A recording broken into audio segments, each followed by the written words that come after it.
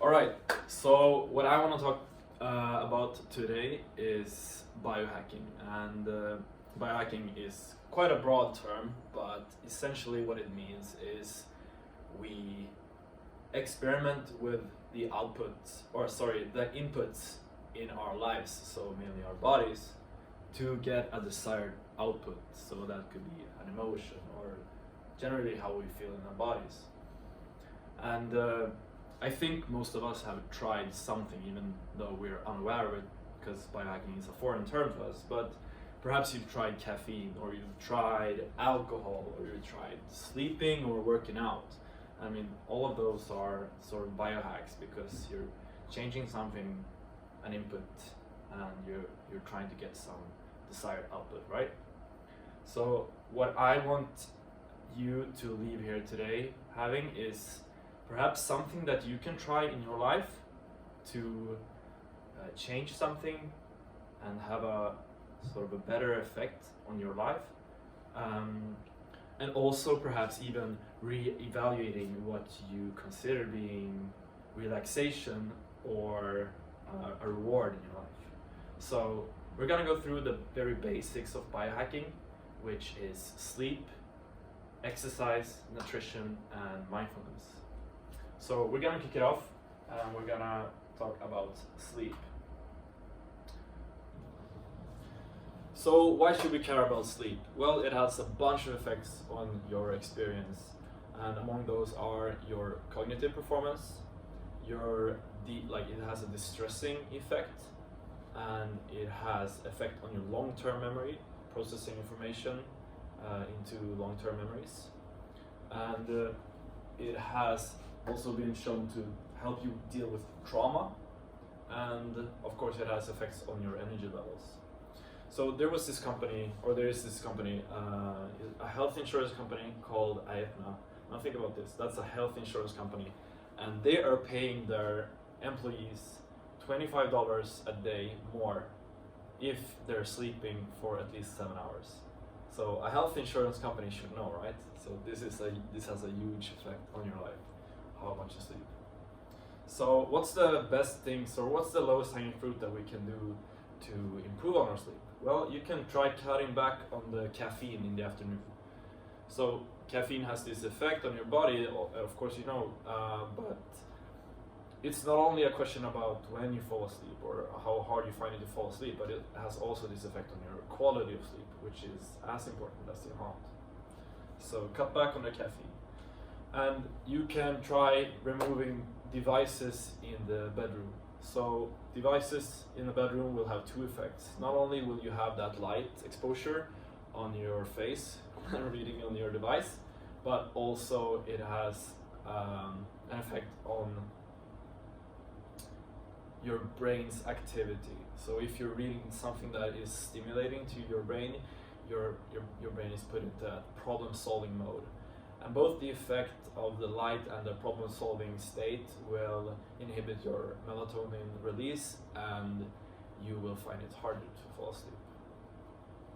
So cut back on the devices, and you can also try lowering the temperature in your bedroom, because your body will naturally try to put itself into a lower temperature state, and you can help with that by lowering the temperature in your bedroom.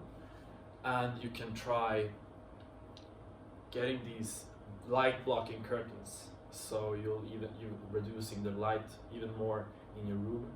You can get them from IKEA, they're cheap, and yeah, it will reduce the amount of light, and it will help with that sleep chemicals. Don't drink and sleep, because alcohol has this huge effect on your sleep quality. So the hangover that you might feel the day after, it comes from the lack of sleep, or the quality of your sleep, lack of the quality of your sleep. And last but not least, you can try to go to bed and get up at the same time every day, even during weekends. All right, moving on. Exercise. So why should we care about exercise? Well, it also has this huge effect on your cognitive performance. So there was a study made on Swedish soldiers that showed that the better they performed cardiovascularly, the better they also performed in IQ tests. So it has this effect on your intelligence, you could say. And it also has effect on your memory, because there's this part of your brain called the hippocampus, which is important to forming new memories. And this part will naturally degrade over time as you age, but exercising will revert that process. So that's one thing to think about. Exercising, everyone has felt this, that it has a distressing effect on your psychology, but also on your physiological distressing effect. Of course, it affects your energy levels. When you exercise, you feel so much more energized, and you're getting back so much more than what you're putting into the actual exercise. So you'll be more attentive and you'll be more likely to take action if you have those energy levels. And it has an effect on your mood. So what's the lowest hanging fruit we can do to improve on our exercising habits? Well, we can try going to the gym, of course. You can try going to the gym and do some compound movements, such as squats and deadlifts. Those are great. I do them during lunchtime at work. I go to the gym, and I do squats or something else for 40 minutes, and then I hit the sauna afterwards, which gives me a little bit of that mindfulness. So that's a great way to do that. Otherwise, you can just do some high intensity interval training for 20 minutes 3 times a week. That would be perfect. For those who don't have that much time or want to put that much effort into it, you can just try having a higher pace when you're out walking. Or you can, just move, just do anything, and anything is better than being still, right? You can try taking the stairs instead of the escalator when you get to choose.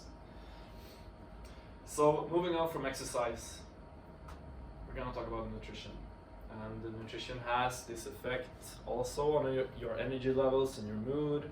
Generally, it can, depending on what you eat, you can experience brain fog, or you could not experience that.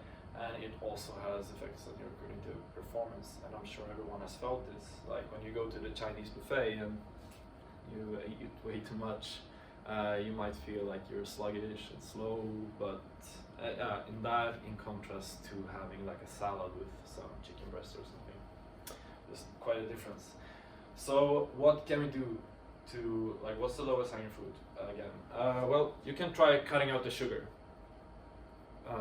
You can cut out the fried food, and if you have a food allergy, then please don't eat that food, because it's going to cause inflammation, and inflammation makes your brain dumb, as Dave Asprey would put it.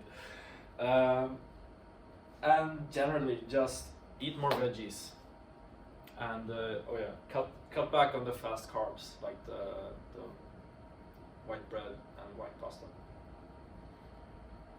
And generally, when we're talking about exercise, nutrition, and sleep, just you can just listen to your body and how your body feels, and you will get a great indication on where you're heading. So try experimenting, and you'll just feel what feels good for you. Moving on to the last part, we're going to talk about mindfulness. So why should we care about mindfulness? Well, it's a way of getting to know your body and your mind. So in my experience, what it has done is it kind of gives me an opportunity when I experience something, when I have some kind of stimulus, to really think about how I should react to that stimulus. So it could be something that stresses me, and I get to choose how to react on that. By practicing mindfulness, I have that ability. So it has this stress tolerance effect on me, and it makes me make better decisions. Um, Mindfulness has also proven to have an effect on your creativity, anxiety, and depression. So what can we do? Well, we can cut out social media, for one. We can, when we wake up in the morning or when we go to bed in the evening, we can just take a few big breaths and really feel how you feel in your body.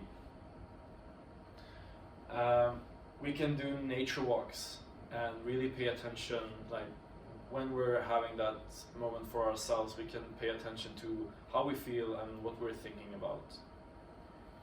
And I would also recommend trying some breathing meditation. And you can do that through the Headspace app, which is great for that. So, to summarize, I want you to take a moment to really think about what relaxation and rewards are to you, like what that means to you. I would probably say that a former me would say relaxation is staying up until 4 a.m. playing computer games while snacking on potato chips and some kind of soda. But that's not really the case anymore. I don't really go for those short-term dopamine kicks. I'm aiming for long-term feeling amazing. So I think that's a better approach than going for the short-term effects. And take a moment to think about what is the smallest thing that you could implement into your life from the ideas that I have presented here that will give you the most effect. So you can try one or two things and see if that helps. If it doesn't, then you can move on to the next. But if it does, then great. And just think about buying into the idea that you can engineer your experience by making these changes to your life.